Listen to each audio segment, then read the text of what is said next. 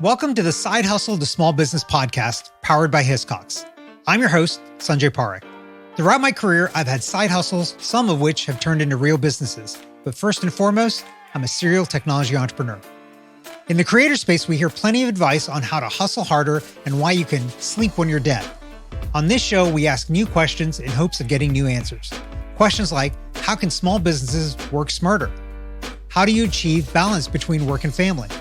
How can we redefine success in our businesses so that we don't burn out after year 3? Every week, I sit down with business founders at various stages of their side hustle to small business journey. These entrepreneurs are pushing the envelope while keeping their values. Keep listening for conversation, context, and camaraderie.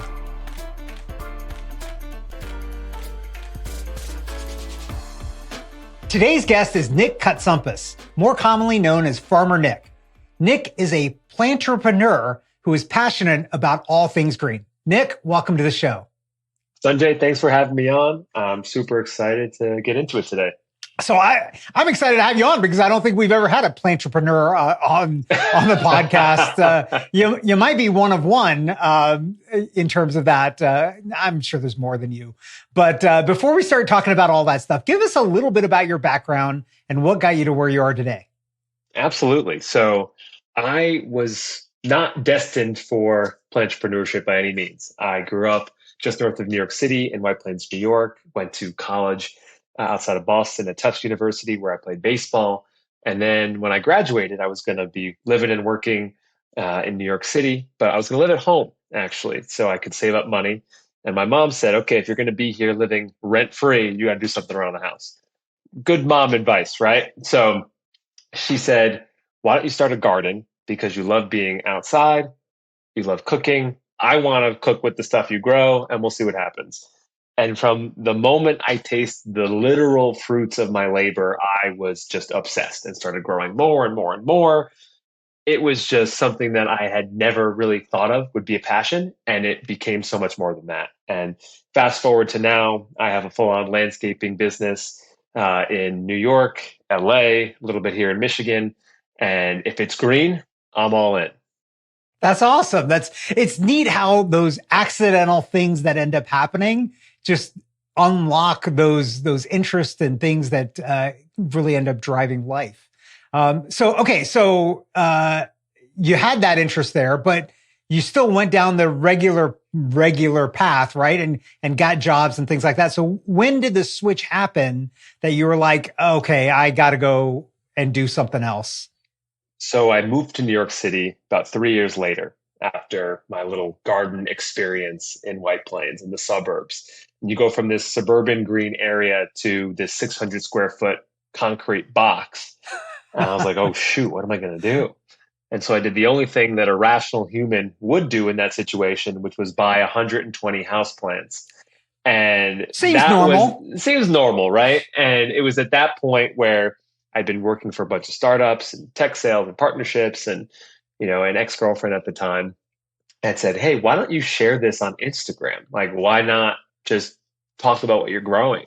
I was like, oh, guys don't do Instagram. That's not important to me or whatever. But I did it begrudgingly, and it just started taking off. And it was, early stages for this plant craze that really took over New York City and many other urban centers like that.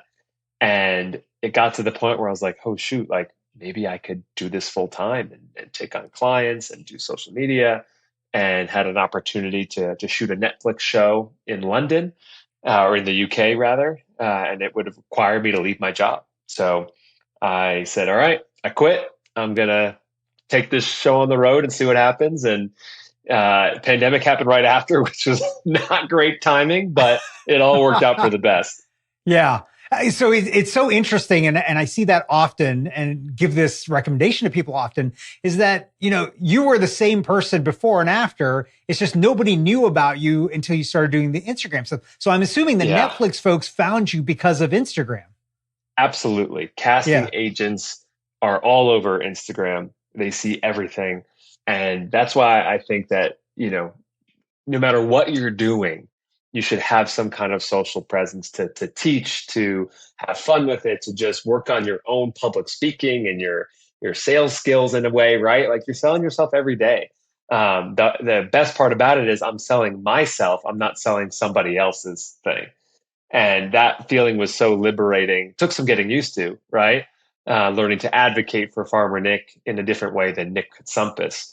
But a big part of that journey for me was having that corporate background to understand the nuances and figure out how to build this into a sustainable business. Yeah. Was there anything that made you nervous about making that leap, about quitting the job and kind of going all in? Or was it because like Netflix was there, like you're like, it'll work out? I didn't intend really to quit the job. I was hoping to take like an unpaid leave of absence kind of thing, a sabbatical. But I was put in a position where unfortunately I would have to leave. And I decided to take that jump, and I get back from the experience, and it was around Thanksgiving time. And my family in New York is all like, okay, you had this great job, you had this great salary, the benefits, everything, and you're doing what? You're going to go play in the dirt? And I was like, yeah, I think, I think I could do it. And I joke around and say that no one believes in you until they always believed in you, right? Like, oh, I knew you would make it. I knew you. I'm like, no, you didn't. You didn't believe me that I was going to do this. And it's right place, right time, combination of luck and skill, hard work. But it certainly is a decision I did not regret. Yeah, I think that's a common refrain from a lot of entrepreneurs that do this, where they take a leap from a job, considered safe job, and then go and do something crazy like this. And it's hard convincing people that yeah, you're totally not nuts. You actually do have a plan. Was there anything that like with parents or anything else like that, that you used to convince them that you weren't nuts, or did you just be like, just let me accomplish it and then you'll see? I mean, I think my parents and grandparents still think I'm nuts, right? Like I don't think we've gotten over that phase. I think the big moment for them realizing that this was okay was when I bought the house last year. Because they're like, oh, like he must be doing okay. Like if he was able to buy this house, I that was a big moment because they're worried about finances. They're worried about insurance, right? Reasonable things for a parent to be worried about. But as a millennial now, 33 years old, you grow up in a system and school system and parents where they say, oh my gosh, you're so special. You can be anything you want. And then you say, I'm going to be anything I want. And they're like, whoa, we didn't really mean that. Like, go take the safe job that we think is better for you. So there's some complicated sociocultural issues with that, right? But they're coming around. Yeah, we meant anything you want inside of this little box. Yes, exactly. Make sure you just draw inside of the lines. That's all. That's all we want you doing. Mhm. So an interesting thing that you've done here is created this moniker for yourself, Farmer Nick. Where did that come from? Kind of in this journey, was that right from the beginning, or did you figure it out? Oh, that was from the start. That was mom. Really? Mom was, watching me spend hours out there, and I'd wear a little hat, and she goes, "Oh, look, it's Farmer Nick in the backyard. What do we have for dinner today?" So that was all mom. And So this predated the business and everything else like that. This was the first year gardening. Okay. The first time I went out there and was growing tomatoes, cucumbers, and squash, she was like, "Oh, look, Farmer Nick at it again." So that was her nickname for me. She deserves all the credit for that one. Yeah, I love that. I love that. Okay, so Farmer Nick starts. You've got this passion, and then along the way, then you decide to launch this and make it into a consulting and coaching business. How did you make that move for yourself, and how did you make sure? One of the challenges I think for a lot of people is trying to take a hobby like this and turning it into a business. Is that then you lose the passion for the hobby Yes. because it's become a business. So how did you make that move for yourself to make sure that you don't lose the love? So my first client was this woman in New York. I met her at an event. I was just taking photos for a friend at an event. And she goes, "Oh, do you do photography full time?" I was like, "No, actually, I mostly just take pictures of my plants." And she looks at my Instagram, and then she, looks up from the phone and says, "How many clients do you have?" And I paused, and I was like, "Well, I'm really booked out. Like I'm 2 months out. And she's like, "Oh man, like how does it work?" And I was like, "Well, I'll take you plant shopping. We'll be able to assess the space and come back and plant this and that inside, outside of the terrace, what have you." So I really learned how to prototype the business without the pressure of quitting my job and saying I'm going to figure it out. I'm a big fan of prototyping. I think every business is a fan of prototyping, and if I could prove to myself and refine my craft and my story and my strategy and my process while I had a full time job and income, yeah, it's going to be harder because I'm working in the morning Right. before work, I'm working after, I'm working on weekends, but it gives you the opportunity to make mistakes. It's like, listen, I'm going to charge my friends nothing, just pay for the plants, and I'll mess up, I'll do this, I'll do that, but I'll learn. Yeah. And that was big. That was really big. So once I was able to refine that process, it grew a lot more than I thought it would. And that's when the passion started to like dip a little bit. It's like, ooh, now I'm like really getting busy and I'm doing this and it's burning me out. How do I get the love back? And that was where social media helped because I could be silly on social media and I could share what I wanted, plant what I wanted. And social media, yes, has turned more into the full time job now than anything else. But in those early stages, especially, it really pushed forward this kind of joy and fun and creative side. Yeah. Hey, help me with the timeline a little bit. So did the coaching and consulting come first? And then where did the landscaping company come into play in all of this? It all just started growing, dare I say, organically from that first garden, right? So I did the gardening for food. Then I started getting into the house plants. Then people started saying, "Oh, can you come to my apartment?" We do the apartment house plants. Then someone tells someone that, "Oh, Nick, great plant guy. Oh, I've got a terrace. Can you do a terrace?" "Oh, sure, I'll do the terrace." "Oh, by the way, I have a second home in upstate New York. Can you do the landscaping there?" And it just kept growing and growing and growing. Then, even though the pandemic was brutal on a lot of businesses, my business was outside. So Right. I was then able to say, okay, I need to take a little 3 month break while everyone figures out what the heck is going on. But now I can start to do some more larger scale projects. So I spent most of the pandemic doing bigger clients' houses, more suburban residential, some even acres of property here and there. And that's really where the landscaping started at a much bigger scale than just the New York City scene. Yeah. So, okay. So all through this, you've been basically kind of self-taught with this stuff. Did you at any point like think like, okay, I need to go get some training, education? Like For when, sure. when did that come in? I never consider myself or call myself a landscape architect. That's full on schooling that you need for that. I went to my favorite place, the New York Botanical Garden, and I took their adult education classes in their certification program. So I did plant science, soil science.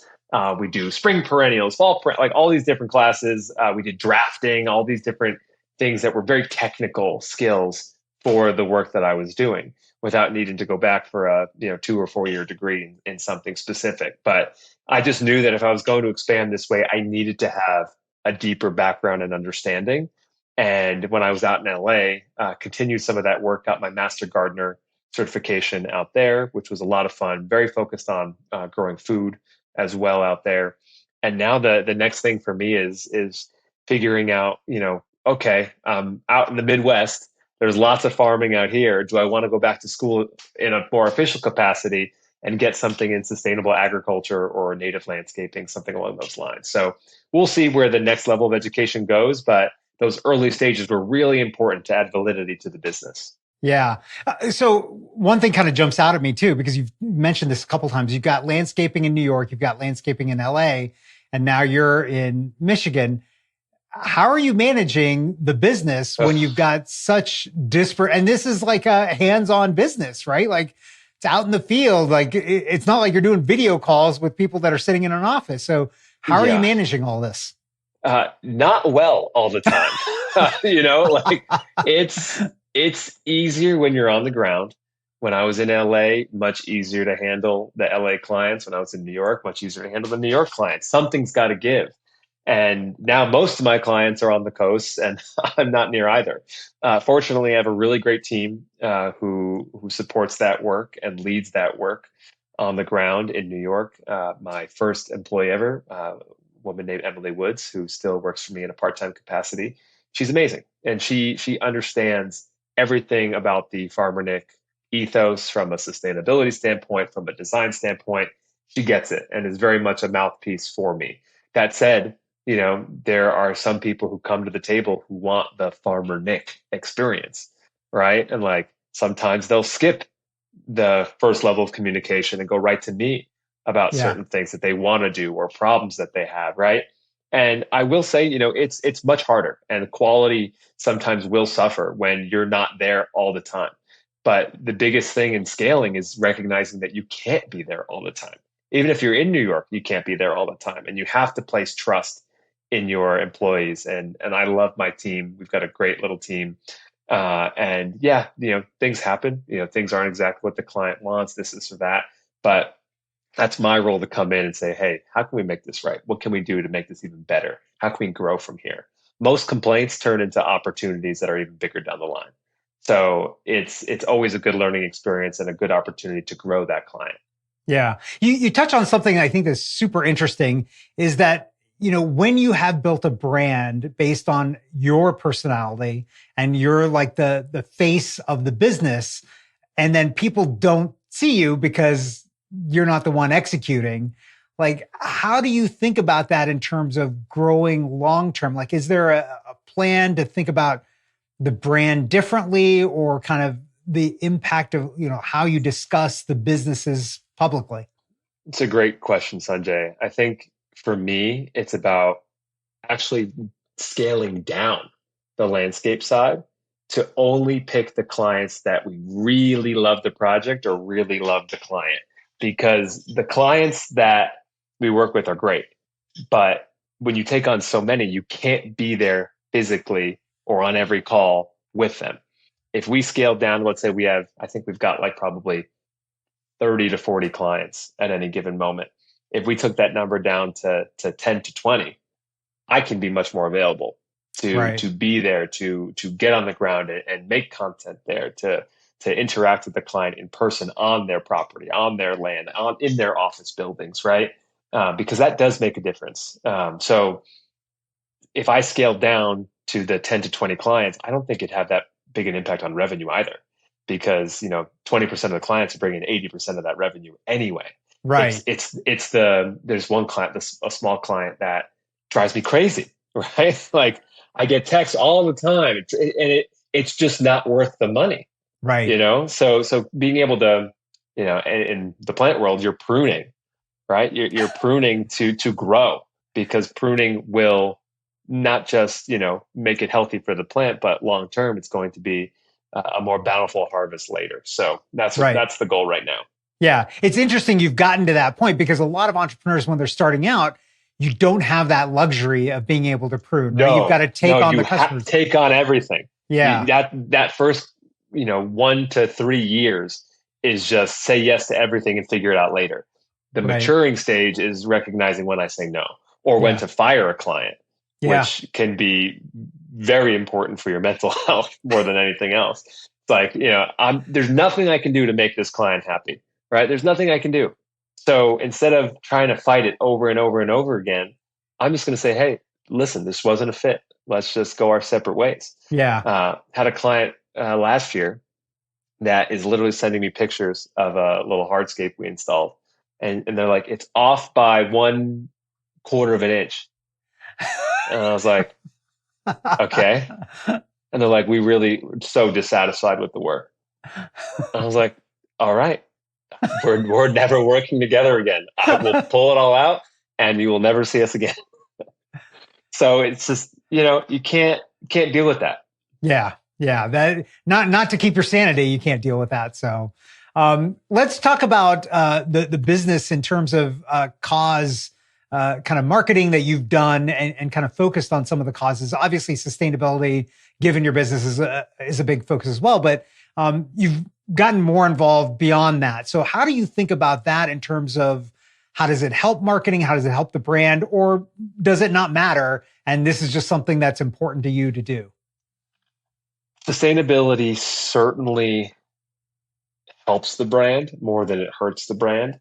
but there are certain people who don't take you seriously or don't want to work with you because they view it as political. And this is where I struggle because the environment and nature should be the most bipartisan thing that we do. We all want clean air. We all want beautiful parks and nature. We all want drinkable water. That should be the given. Unfortunately, you start talking about native plants and how it's better for the environment for this, and that, and then people tune out. Oh, it's getting political. He mentioned climate, right? So it hurts probably more than it helps on the landscape side because certain clients want what they want and they don't care the impact or this or that. On the brand side, it far outweighs the negatives there because you want to bring those people in. Those are your core audience. And by showing them that you have the same values and you're preaching those values, even when it's not always popular or even when it's controversial, you really build a lot of brand loyalty and some true followers who are like, you're there with me and I appreciate it. Yeah. Yeah. Interesting. Okay. Let's change gears a little bit and talk about balance and how do you balance kind of the stress of building a business and for you, like a business that's spanning so many different time zones and having to manage all that. Like, how do you think about that and the demands on your time in relation to family time and personal time and wanting to do things? Obviously, you get time for being silly on Instagram, but beyond that, like, how do you think about that for yourself? I don't really think about it too often, to be honest, because my work is still fun. I don't feel like I have a real job. Like I go outside, yes, I got to hit certain deadlines and yada, yada, yada. But I go out there, I do my thing, and I'm like, oh shoot, it's now the weekend. Like, what am I going to do? Oh, probably going to do the same thing because I'm just enjoying this. Right. And that's, I think, what has helped me create longevity in being this content creator and also practitioner is the fact that I never intended to be a content creator. I just liked plants and I wanted to help other people have success with it. Whereas there are many content creators who fall in this bucket of, I'm going to be a content creator at all costs because this is what I want to do. And if it's plants, great. If it's something else, great. Like they don't care what the avenue is. They just want to be that. And that's fine, right? But I was just wanting to be a gardener. Like that's all I wanted to do.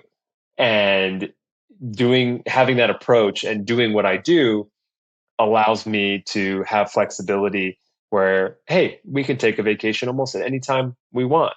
But when we're on vacation, I'm going to go to the botanical garden because I want to go to the botanical garden, right? Like that's the goal. And everything becomes a content opportunity, which is good. And I think I try to set boundaries there where I don't have to be filming everything and posting it the same day. I'll hold Right. on to it for a year and then post it later because I still want to be present and be there for my family and friends who I'm with. Yeah. You say that it's fine that there's people that don't care what kind of content they create. But to me, that comes across as there's a lack of authenticity, right? Like, I think that's maybe why you've struck a nerve because you are authentic. You do care about this. Like, and we're not going to see you like posting about, I don't know, widgets or whatever it is. I mean, do you think about that in terms of like, the content that you create? Because I mean, there's an opportunity there to do personal content too, right? Like you might want to For sure. highlight other things and your personal stuff. Do you think about how does that impact the view of people of you as somebody that's Farmer Nick? That's a good question. I think that the more you can show other sides of yourself outside of your core, the better it is for your audience to feel connected to you. Yeah. You don't want to make it your whole personality and completely 180 and switch things up. But, I talk about growing things all the time. I'm trying to grow my family. It's not easy. My wife and I are going through IVF, right? And the number of people who have messaged me thanking me for talking about this and saying how they never see men talk about IVF. It's always the wife or Mm-hmm. whoever. is talking about it, except the dad. That is something that I did not expect, right? But you share a vulnerable side of yourself, and it just builds even more trust and authenticity with your audience. Now, I'm not gonna be one of these creators that's like, "Hey, everyone, here's what it looked like when I went to the bathroom today. Like, I'm probably doing really healthy. I'm really healthy." Like, I'm not that vlogger kind of person, right? But you pick and choose these moments to share aspects that you think are relatable, aspects that are genuine to you, aspects that are important to our society, right? Like, I'm very open about who I support politically, and able to share kind of my values when it comes to just what's happening in our world. And that's fine. Like, I'll lose followers. I know I'll lose followers. I lose thousands of followers when I post stuff like that. But, especially being in the world of landscaping, like, that's something where the workforce is very much affected by what is happening right now in our world. So how could I not mention those things when I've worked alongside those people, Right. So, it's a blessing and a curse to be open and vulnerable with your audience and share what you really do care about. But I think it has certainly been a positive thing for me. Yeah. Yeah. That's great. Okay. Last couple of questions for you, Nick. Thinking back on this kind of journey that you've been on, if you could go back in time and do something differently, what is that thing and why? On the landscaping side, I would have uh, scaled up a little quicker. I would have taken on a few more of the big clients. I would have tried to take more risks. I would have hired earlier, just because there was some real momentum right before I left New York around getting some footholds in areas like the Hamptons and Mm, other spots that I'm currently not really in as much. So just there's a risk in scaling up too quickly, of course, right? You never know it. Can you sustain it? I would have liked to have been a little more aggressive in some of the hiring to be able to take on more when we had a small team. On the content side, I should have gotten into long form YouTube much earlier.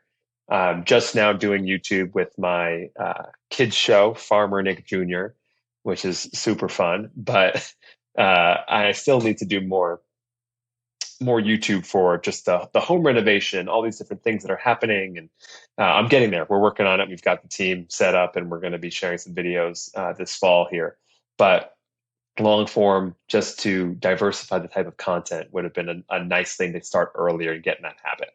yeah. What is it that you think kept you from expanding more quickly in the landscape side earlier?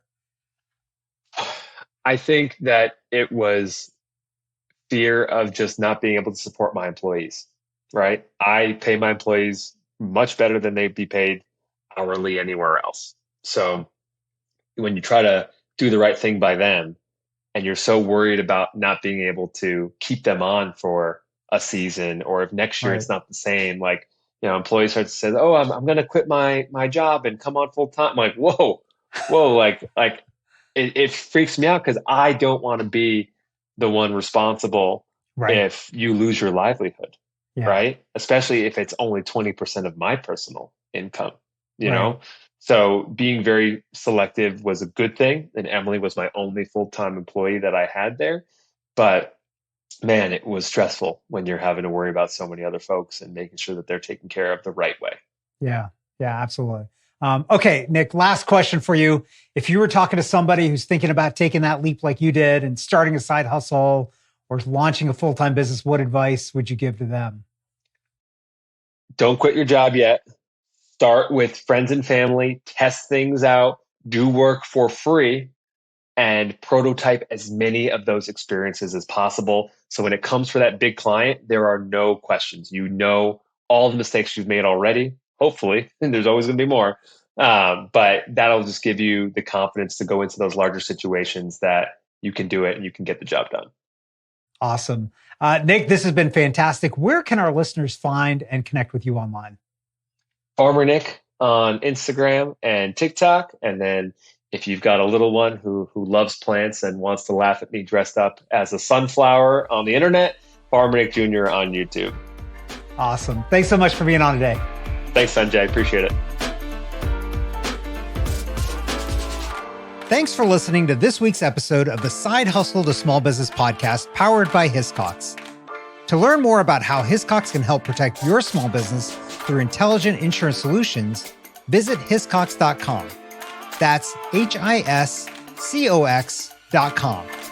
And if you have a story you want to hear on this podcast, please visit hiscox.com/share your story. I'm your host, Sanjay Parikh. You can find out more about me at my website, sanjayparikh.com.